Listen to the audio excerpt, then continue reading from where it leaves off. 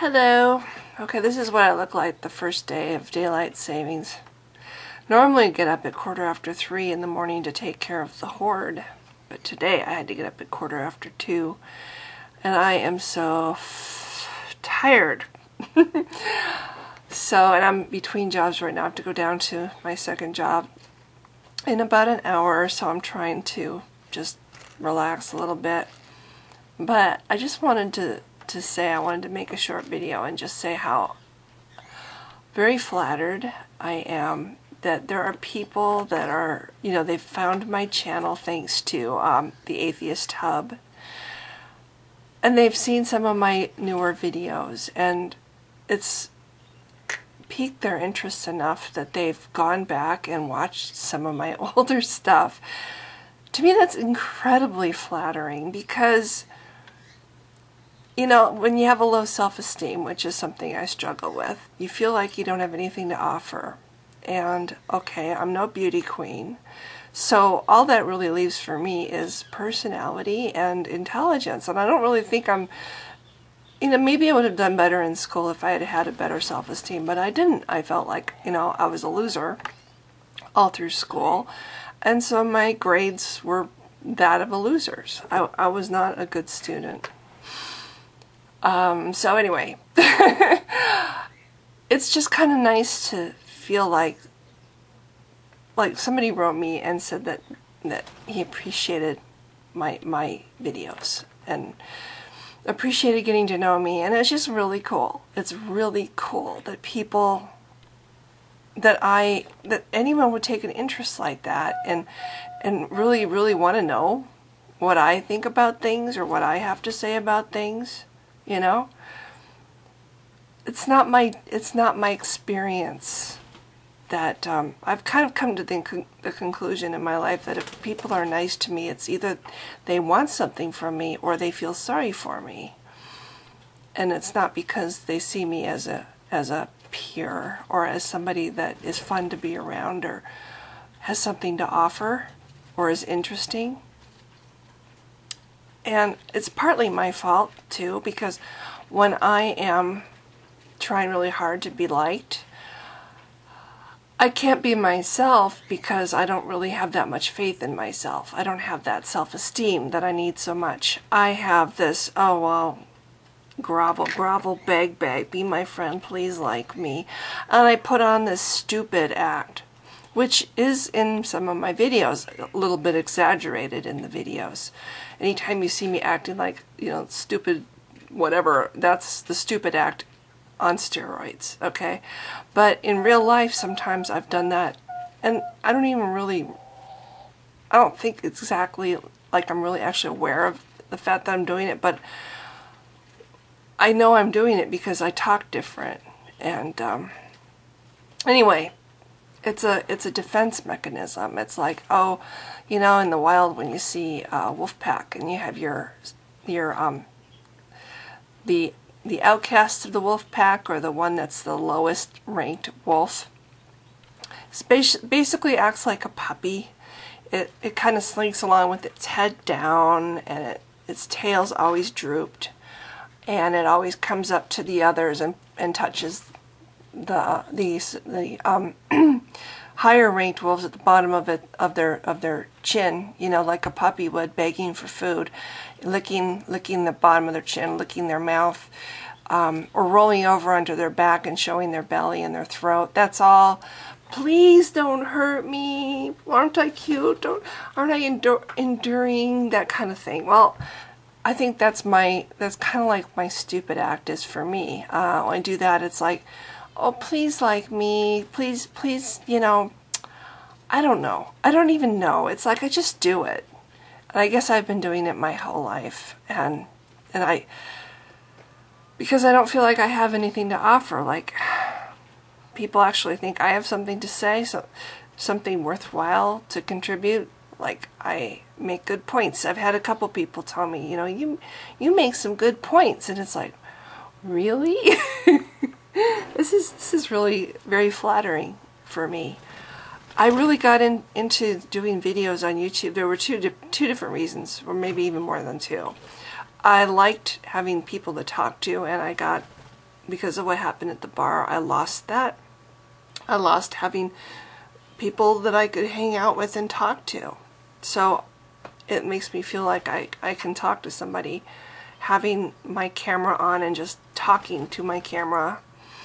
So that's partly it. Also, I thought it would be good to do like a video blog, trying to work my way through dealing with the loss that I feel, and the depression that's come because of the loss that I feel.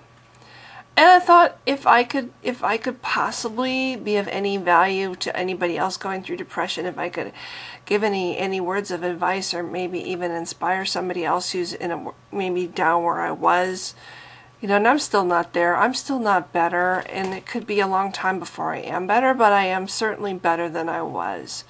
I don't have nearly as many back falls, or what do they call it? I'm trying to think of the word. I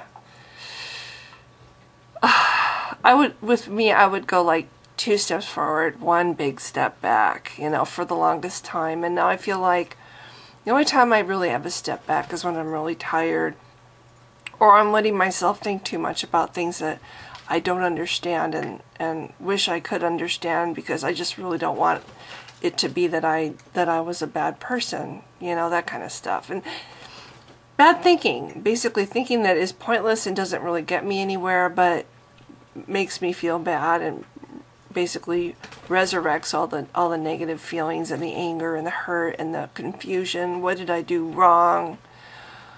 You know, I trust people. I think they're my friend. They turn around and it turns out they weren't my friend and they fucked me over. Or maybe they just felt sorry for me because they had friends who fucked me over. Anyway, I don't know if this video is making any sense either, but I guess what I'm trying to say is it's really cool for me to go on YouTube and see people actually, well, coming back and they're responding to videos that I made like a year ago. Oh, this was a really funny one, or I agree with you on this point. I'm like, what point? And then I have to go back and watch it again because it's been a while and I don't remember what I said in that video. But it's cool. It's like, oh, people actually are wanting, you know, after listening to one of my long videos where I blather on and on like I'm doing right now for 20 minutes, they still actually want to hear more from me and hear about other things that I've done. That's pretty huge. That's a huge compliment. And it makes me feel good because it's not like, you know, I'm not hot. I'm not a babe. I don't have cleavage here. And, you know, hello, I'm middle-aged. I'm 50. So, you know, it's nothing like that. I'm not eye candy. And hell, so half the time I talk like I'm half asleep because of the meds that I'm on. So it's like, oh, I want to sleep just listening to me sometimes. So, okay, what is it then?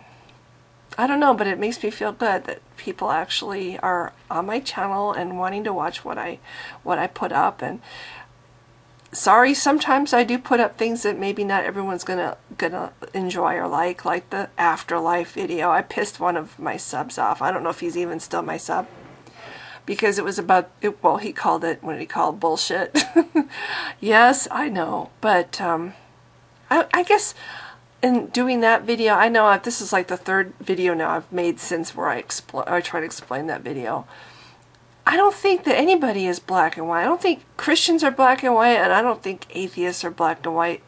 We all have shades of gray, and no one's going to say, well, I don't believe in this, and this makes me this way. You know, people who don't believe in God can be just as, there can be just as many variances to personalities of people, you know, and if you take all the atheists and put them together, you're going to have just as much variety of personality in the atheist group as you have in the religious group. We're all just people, and we all have our variations of what we think, what we like, what we dream about, what we aspire to. We're not all the same. Okay, so I don't believe in God, and I pretty much am sure there is no afterlife either. But I do dream. I have the most amazing dreams, by the way. Oh, you know, there's this one dream that I would love to make a book. it had to do with preserving animals. And it took place in the future, but not the far distant future.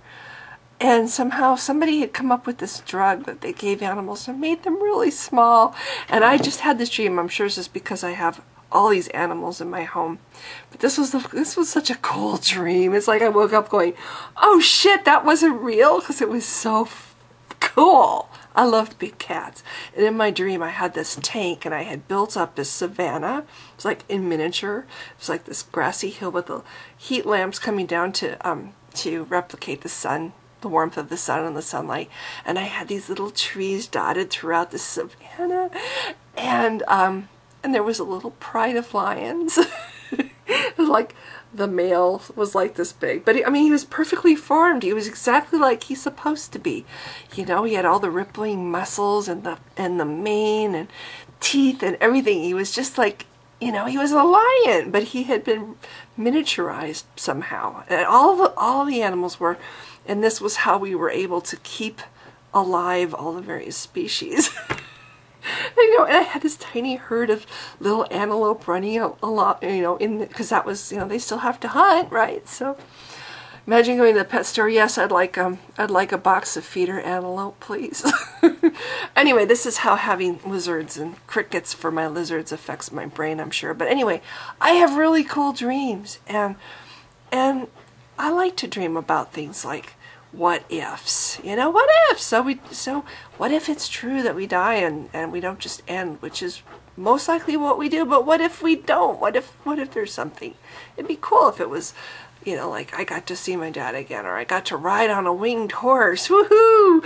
You know, all these stupid ideas that I've had all my life about, you know what I really would love? This is what I always used to think would be so cool about if there was life after death. Because I used to think, okay, well, heaven is eternal. It goes on forever. Heaven does. And so does space. Space goes on forever. So they both can't go on forever and occupy the same space, right? So my thought was that they existed in two different dimensions, you know, heaven and space. And I always thought it'd be really cool if in heaven I could go check out other universes, other galaxies, you know, other planets. Basically be a space traveler. That's what I wanted to do with my afterlife. I wanted to travel in space. I wanted to see the birth of a star and just be a witness to all the amazing beauty that's out there. You know, looking up from the surface of a planet at more than one sun in the sky. I mean, just stuff like that. I was raised on science fiction and fantasy. I love that stuff. And that's where my brain goes when I think about, you know, if there's something after death. I want to travel. I want to see places I haven't gotten to see. And that's not just on Earth, but other places too. So that's where I go with my imaginings. I didn't really get that across too much with my afterlife video. I did have a couple pictures of space in there and the winged horses, because in my dream, in my imaginings when I was a kid and I was space traveling, I was always riding a winged horse. Yeah, whatever. So that's it. This video has absolutely has gone from one place to the other, and this is one of those videos, you know, where I make it, I have no idea where it's gonna go.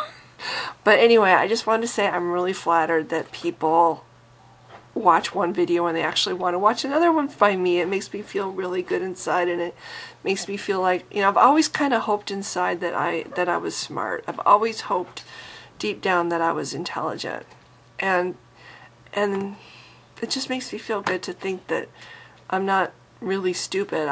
It's been a defense I've used my whole life, the stupid defense, but deep down inside I knew I wasn't, and it just makes me feel good that other people seem to appreciate what goes on in my head too, when it's not the bad stuff anyway.